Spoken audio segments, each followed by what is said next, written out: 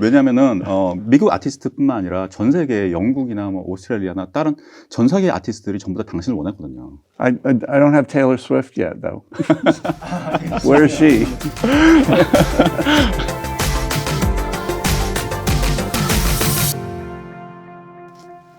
오늘은 세계적인 엔지니어이신 밥 클레어마운틴 씨를 모셔서 인터뷰를 진행하게 되었습니다. 개인적으로 굉장히 어릴 때부터 많은 영향을 주셨던 분이라서 오늘 굉장히 떨리고 너무나 기대되는데요. 인터뷰를 시작해 보겠습니다.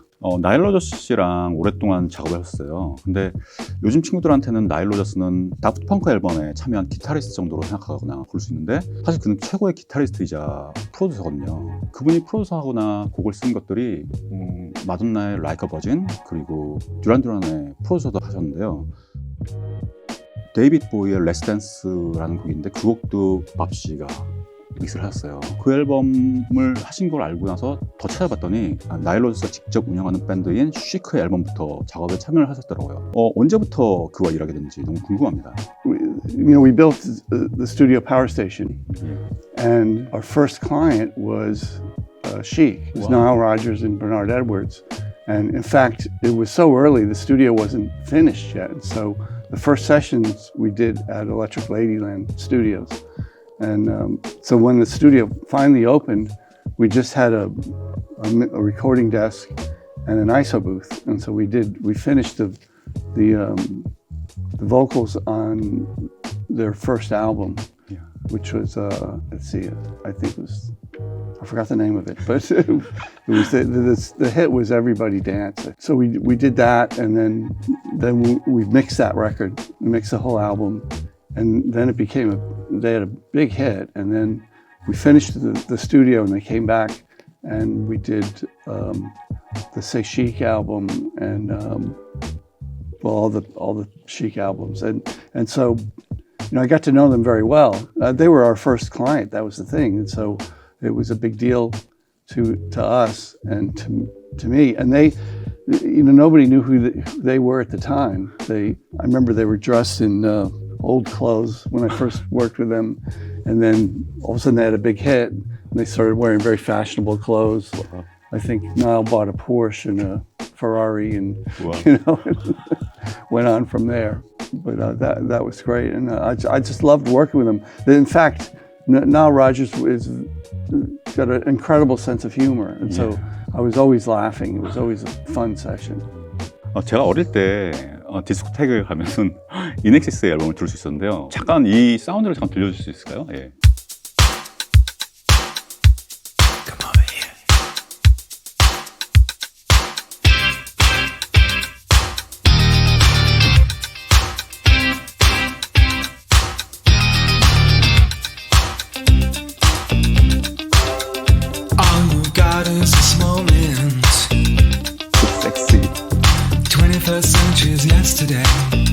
어떻게 그렇게 멋진 펀치랑 그리고 섹시하고 힘이 넘치는 사운드를 만들 수 있는지 너무나 경외감을 느낍니다, 제가. 리니어 에디팅 이외에 어떤 편집도 불가능한 멀티트랙 테이프를 사용한 레코딩과 믹스로 어떻게 그렇게 저런 멋진 그룹을 만들어낼 수 있는지가 너무 궁금하거든요. Well, it was pretty much made. I mean, it was Chris Thomas production, and Chris is amazing. He's one of the best top rock producers, I think, in the world. And plus the band, they were just a great band. So I had a lot to work with, and so all I had to do was make it sound good, which is pretty straightforward. I remember we mixed it at Air Studios in London, and it's a great studio. They let me they just gave me the thing and said, just make it sound good. And I did it with Chris Thomas, the producer, and I don't know how to. I mean, it wasn't me that gave it the groove. It was the band, really. I can't take credit for that. I just tried to bring out. There were some delays that I added in there, and some reverbs, and I liked the idea of getting Michael Hutchins' voice up very close, not too echoey, and it's a pretty dry mix, I think, and dry and delayed. Yeah, just that long delay on the guitar in particular. I kind of enhanced what was going on, and it was just an interesting time of my life as well. What was going on during that time. 처음에 제가 말씀드렸다시피 그 디스코테크에 가면 이 노래가 나왔는데 다른 노래가 나오다가 이 노래가 나오는 순간 완전하게 사운드가 바뀌고 그 펀치와 그 깔끔함과 정말 장난이 아니었거든요. Yeah, well, I try to bring that out, and you know, I always do try to bring that out in the drums. That record is the arrangement is so good. It's very there's not a lot of extra stuff going on, and so it was very easy to make it just what you say, very punchy, because all the instruments stand out when when it's not too dense, not too many instruments. You know, there's basically a guitar, bass, and drums, and there's a little keyboard, sort of a dark kind of a keyboard in there, and it's just well arranged record, you know, and well produced, and not only that, but Michael Hutchence, what an amazing singer he was. He was just. Yes. Just one of the best rock singers. Yeah. You know, right up there with Mick Jagger and you know, and David Bowie as well. I think he was one of, and it's a shame that we lost him. 예. 지금 굉장히 겸손하게 말씀하고 계시는데 사실 프로듀서의 힘도 굉장히 강하긴 하지만은 저는 지금 이제 마스터링 엔지니어라서 사운드를 들으면 이게 편곡상에서의 사운드 메이킹인지 아니면은 믹스 엔지니어가 만들어낸 사운드인지 아니면 마스터링 엔지니어가 구축한 사운드인지가 분간이 되면서 들리거든요. 제가 들을 때는 물론 프로듀서도 굉장히 유능하긴 했지만 사운드가 거의 50% 정도는 편곡이나 아니면 프로듀싱에 관여되어 있는 정도로 굉장한 사운드를 만들어내셨거든요. 제 생각에는 만약에 다른 엔지니어와 믹스를 했으면 그 곡들이 그렇게 나오지 않았을 거라고 저는 장담합니다. Well, thank you. I kind of hate to disagree with you because I don't know. I think I've been very lucky to work on really, really good records, really great artists. And so always have really good music to work with. I mean, you haven't heard all the bad stuff that I've done. You know, I've done a lot of records that weren't so great. 럭키라고 하셨는데 제가 생각하기에는 밥 씨와 같이 작업을 한 아티스트들이 럭키라고 생각합니다. 저는 사실.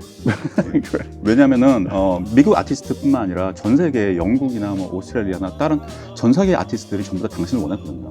I don't have Taylor Swift yet though. Where is she? But yeah, no, well, once again, I think I'm very lucky. I work with really incredible artists, you know, and great producers.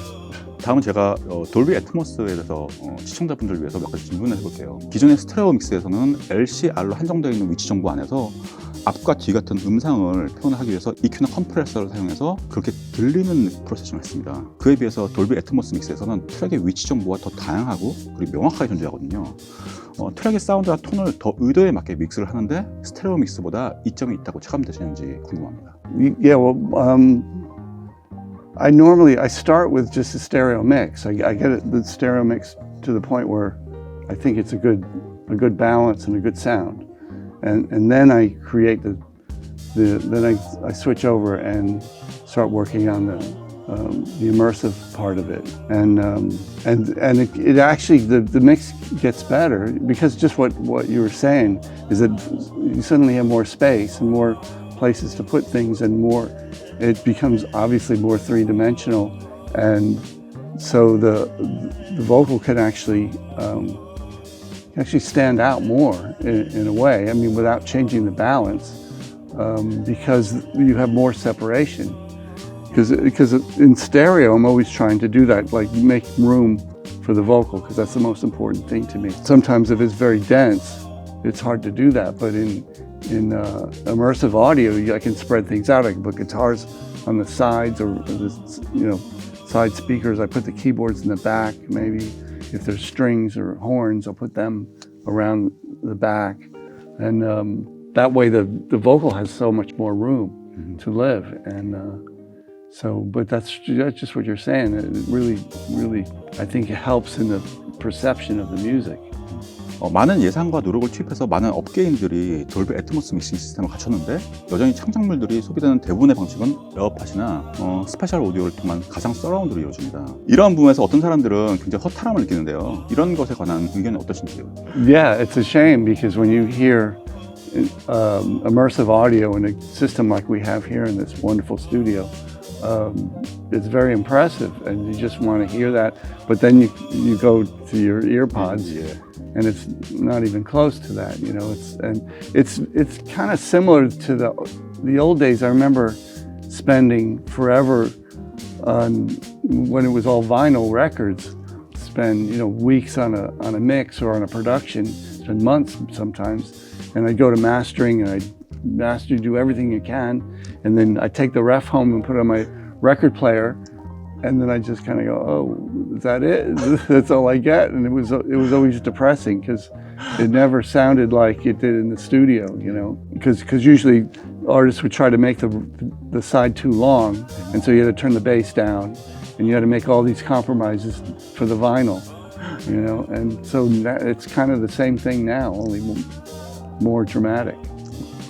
Yeah, you're right. Yeah. 다음은 제가 아퍼지 플러그인 좀 얘기를 좀 해볼게요. 기존에 수많은 플러그인 회사에서 풀텍 플러그인들을 굉장히 많이 만들었거든요. 근데 아퍼지 풀텍은 기존의 빈티지 풀텍이 아닌 스티브 잭슨이 리이슈한 풀텍을 기반으로 만들었어요. 그레그 웰스는 그 풀텍에 대해서 60년대 박스에서 갓 꺼낸 풀텍처럼 들린다고 했는데요. 풀텍을 플러그인을 만들게 된 스토리를 좀 들려주시겠습니까? The reissue, the Steve Jackson reissue are really identical. Yeah. If you look inside and you examine the circuitry, he's extremely meticulous, and he designed it with Eugene, who was the original designer of the Pultec. So it's pretty much the same. I mean, well, it's as the same as is possible. And not only that, but the Apogee plugin is based on both the old one and the new one, because they use mine. Yeah. Right? You have a lot of. I have the Steve Jackson one, and I also have a few of the original ones from the 70s or whatever it was. When I don't know, Bryan Adams he had a bunch of them, and he gave me 2 of them, and so it's really actually, and I know they did because I would come into my studio and I go, oh, what happened to my Pultec? Oh yeah, it's at Apogee. And they'd come over and they'd just pull them out of my rack. And sometimes it was the original one, and sometimes it was Steve Jackson's, And so it's very close. But Steve being an expert, I mean, he has better ears than I have, I think. And he was really happy with the plugin. And he's still trying to sell his own hardware. So it's a lot for him to admit. 네, 다음은 ECS 채널 스트립은 밥 씨가 지금 소유한 70년대 빈티지 하드웨어들을 모델로 만들었다고 알려져 있거든요. 플러그인의 기반이 된 실제 하드웨어에 대해서 알려주시겠습니까? It's really based more on some of the other Apogee plugins. In fact, the overdrive is something that we researched a lot for the Clearmountain's domain, because there's distortion. There's something called blur. There's a fader that's called blur, and that's basically distortion. I didn't want to just call it distortion. But we spent a lot of time getting that sound and I kept rejecting things that we tried, and then finally we got something. I thought, okay, that's the thing I'm looking for. And we said, okay, well, let's just put that in the ECS channel strip, so it's just available on its own, with compression. And then the compressor is basically, it's based on a few different hardware devices. I mean, I can't tell you exactly what, but it's sort of a general, old-fashioned compressor. And but I had put some presets in there that I thought were quite good for specific things. And then the EQ is the same way. It's basically the mod EQ. It's very similar to the Apogee mod EQ. It's really like a combination of Apogee's best plugins all in one thing. I use it every day.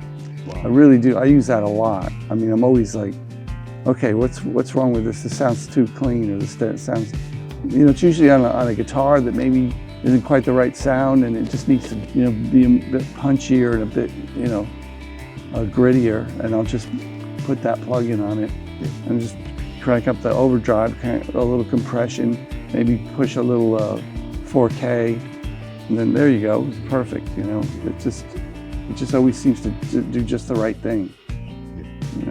So I'm really very happy with that. 저도 정말로 너무 좋아하거든요, 플러그인들을.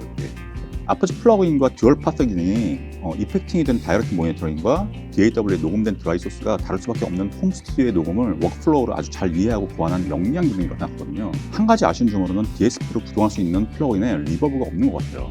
클리어마운틴 도메인 혹은 새로운 리버브 플러그인이 DSP FX에 추가될 계획이 있나요? The thing about that is that to be able to do reverb and delay, it would have raised the cost of it. They would have had to go to a different processor and more memory.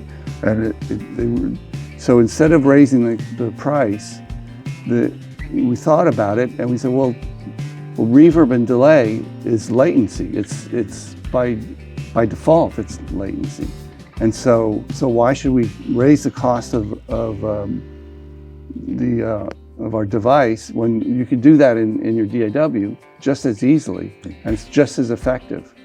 You know, in fact, you could have lots of reverb and delay, and but it wouldn't.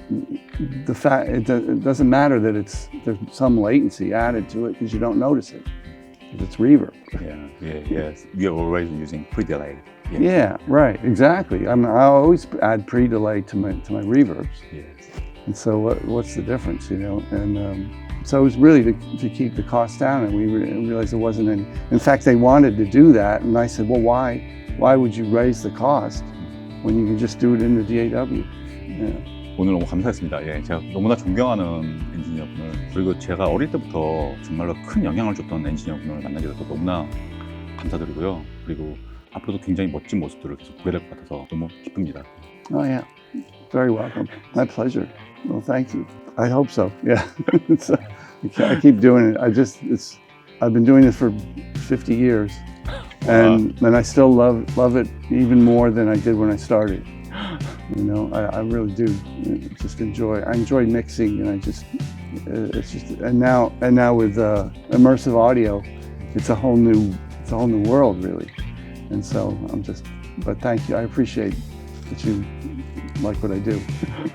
감사합니다. Thanks so much.